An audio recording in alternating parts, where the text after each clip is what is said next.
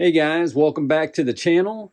Today's video, we're going to do an unboxing and review of this Queen Studios Mark VII life-size bust. So if you're interested in learning more about this piece, stick around.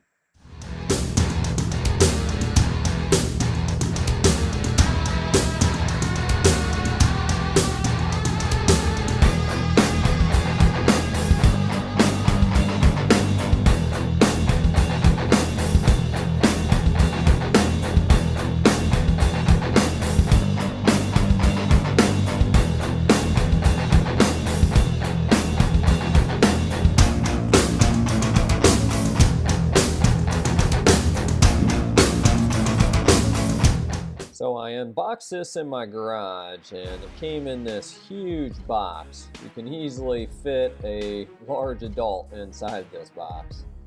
Then I opened up the top part. Now typically it has some styrofoam to protect the top and styrofoam in all the corners. As I pictured there, it had it in the bottom but did not have it in the top, so that was a miss. Here's the art box. And here is the certificate. If you want to read it, just go ahead and pause. And it came with these instructions, actually 2 copies of the same instructions. And a few parts to put together, but all in all, not too bad of an assembly. And it has the typical styrofoam that you see with the Queen Studio pieces with the straps, and this is kind of what it looks like inside. And everything is still covered up. I did see a little specks of resin here, so I was worried about some breakages, but thankfully everything was all good. And then this is what it looks like with everything uncovered. But yeah, luckily, other than a few little paint defects, nothing came broken. Alright, are you guys ready to put this thing together? Now I did carry everything that was in the boxes downstairs just to make it a little quicker and easier to put this thing together. So yeah, let's get to it. Now the main part, the base and the body comes in one big piece, and it's definitely the heaviest part. But it's not too terribly bad. I would say this thing probably weighs, oh, I don't know, probably in the range of 40 to 50 pounds. Now I was a little worried when I first was unboxing. I saw like a little bit of resin dust, but as far as I can tell, just going to do a little quick look here. I don't notice anything broke. I did notice as I was kind of moving it around and carrying it down here, there's a loose piece of resin inside, but I don't really mind that.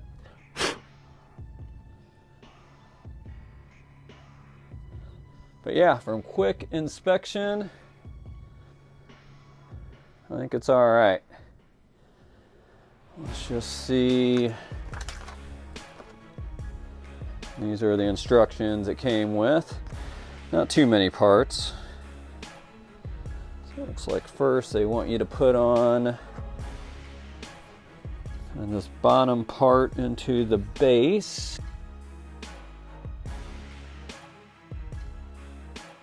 All right, that was simple. All right, next one is C1 and C2, which looks like his shoulder pads.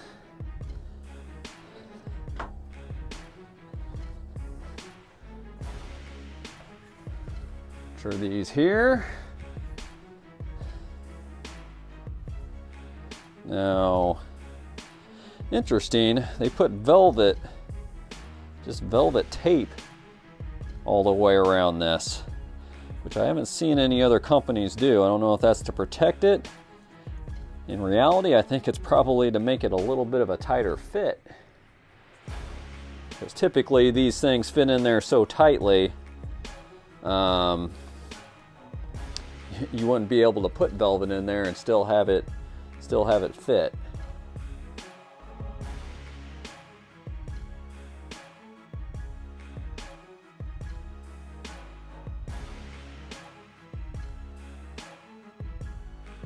All right, let's see what is next.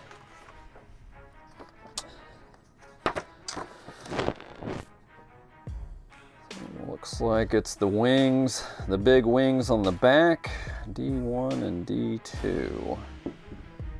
So yeah, kind of the same deal here. They put some velvet tape around here. I mean, I don't care that that's scraped up, so maybe they at least test fitted it. Here's the opposite side.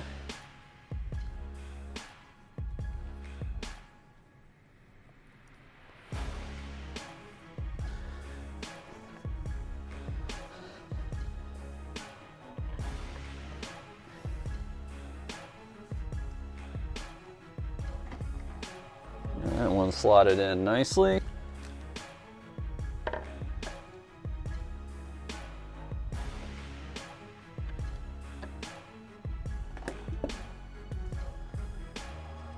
There we go. Set it slightly off angle.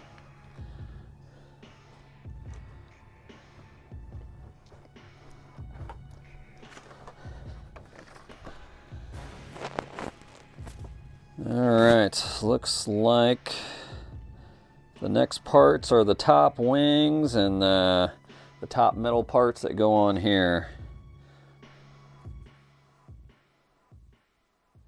Kind of see the detail that they got in there, pretty nice.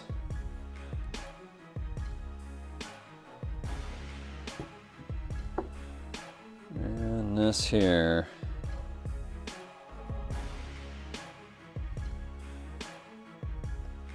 Paint defect there. Looks like something with the paint there also, but I mean, in my mind, Tony's heavily using this suit, so there's going to be some type of wear and tear going on it. So the paint job, while I like it looking really good,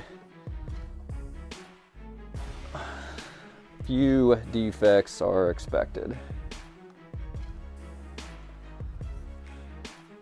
So I think in reality this needs to go down maybe like a millimeter or two, and off camera what I'll probably do is heat this a little bit, and typically that's kind of a trick. If you use a hair dryer, get it a little bit warm, loosens it up enough where it can slot in there nicely, but I will do that off camera.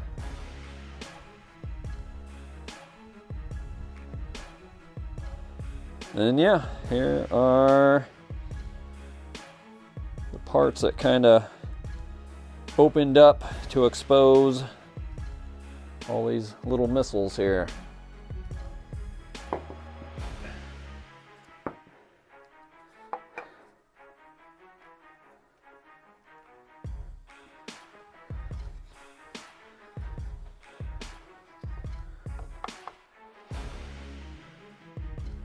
All right, and really the last part is just the head and the arc reactor, it looks like.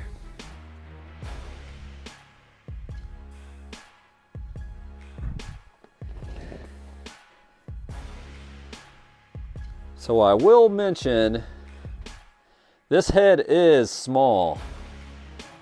Like, I would be surprised a 12-year-old would fit in this head. I mean, I don't know. You can tell here my head is pretty average size. There's no way I'd be able to squeeze my head in there. So yeah, it's almost like Tony's son got to be about 12 years old, so they decided to make a suit for him. And I went ahead and I put batteries in here already, so let's just go ahead and put this on and light it up.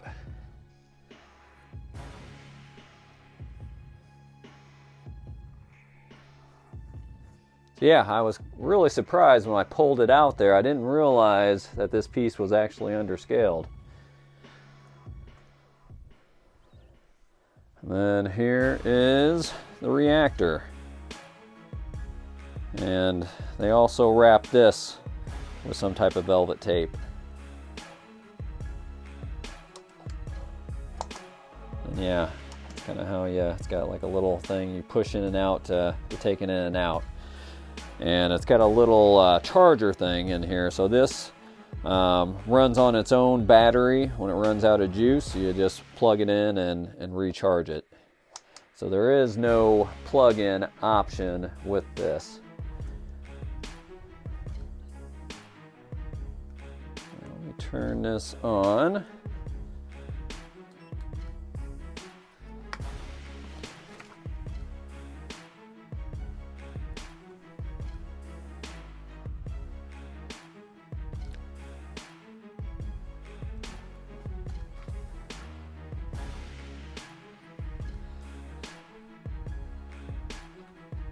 Give you guys a little 360 view of this. I guess my first initial thoughts, I mean, it is a really nice piece. I do have probably 2 major complaints. One is the actual color of this. So let me pull this here. The prototype looked very metallic. So kind of look at this. Look how metallic that looks. And then when you look at this, definitely not the same color. It does not look too metal at all. It's definitely a lot more matte, whereas the prototype looks a lot more alloy. And I'm not sure why that was missed in quality control. I mean, that should have been obvious on the very first batches that they were making, that getting the paint color right you would have thought would have been right on top of their list. It doesn't look bad by any means, but it just would have looked a lot better if it looked more metallic. I definitely would have paid hundreds more dollars if it would have had the paint job of the prototype versus the paint job that we got. So that's probably one of my major complaints. And the second one is it is underscaled. It's definitely, there's no way Tony Stark is fitting himself into this suit. Maybe if he was hanging around Beetlejuice and he shrunk him down a little bit, his head, maybe he can squeeze in there. But this looks more like Tony's kid. He's gotten to the age where he built him a suit. For the most part, when it's just sitting there in your collection, you know, it's probably not going to bother you that much. But you know, it's kind of hard to miss the life size scale. It's either life size or it's not. Whereas some other scales, well, I think actually it's kind of hard to miss a third and a fourth and all those scales too. You should be able to properly scale your stuff.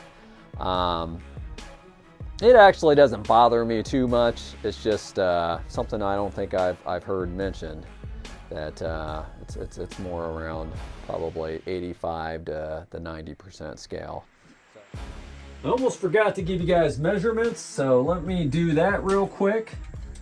I kind of kicked it to the side here. As you can see, those wings like really go out. So this piece is definitely going to require more depth than a normal piece. So let's first get the height here. Let's say it looks like it's just right at 29 inches. Then wide looks to be right at 25. Sorry, not sure about the centimeters. You'll have to calculate that yourself. And then depth, in the very front part of this base to this back wing, which looks like maybe the one on the left sticks out a little more. Looks to be about 25 and a half. Thought I'd do a video just kind of showing how this thing looks like when it's pretty much in the dark. The eyes, they look okay. They definitely could be brighter. but they look decent. The arc reactor definitely is bright, and there is some different lighting modes. So by default, when you first turn it on, actually, let me cycle through it because I've already cycled through it once. So that's kind of like the first time you turn it on. Its first setting. I do like that little startup it has, and then it pretty much just stays real bright. And I know this probably has a huge glare in the camera. Of course, that glare is not quite there in real life, but it is definitely on a bright setting. The second setting, to me, it almost looks like it's the same. I didn't really notice anything until I did the third one here. And this one pulses a little bit. So you can see it kind of goes from dim to bright, which is actually a pretty neat effect. And then the next one, not too much on that. That's almost like a strobe light, like you're trying to blind your opponent. So maybe if you were in attack mode, you would actually have it like this. So yeah, those are the different lighting functions of the arc reactor. All right, let's get you guys some close-ups. What I really do, I mean, the Mark VII is one of my favorite suits, but I do like the design that they came up with. This is a little more dynamic, so I do like how it's opened up here, and you can see all the different missiles.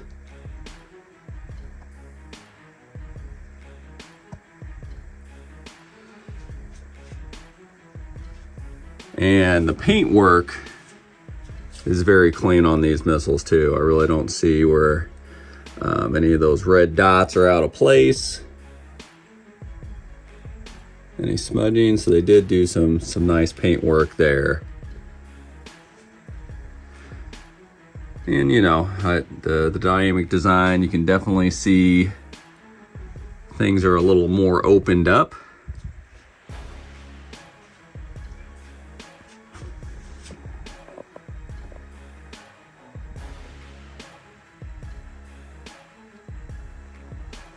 So yeah, all in all,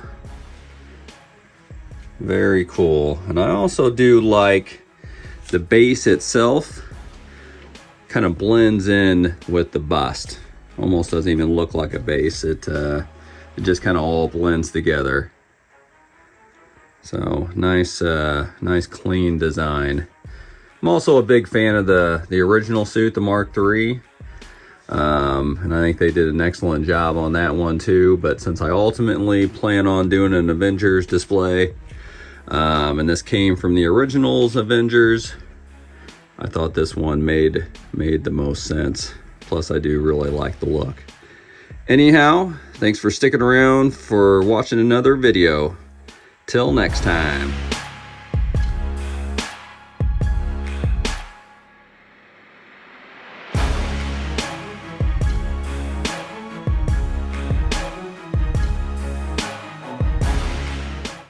Hey guys, I appreciate you watching another video. I'm a huge fan of home theater and these movie replica props.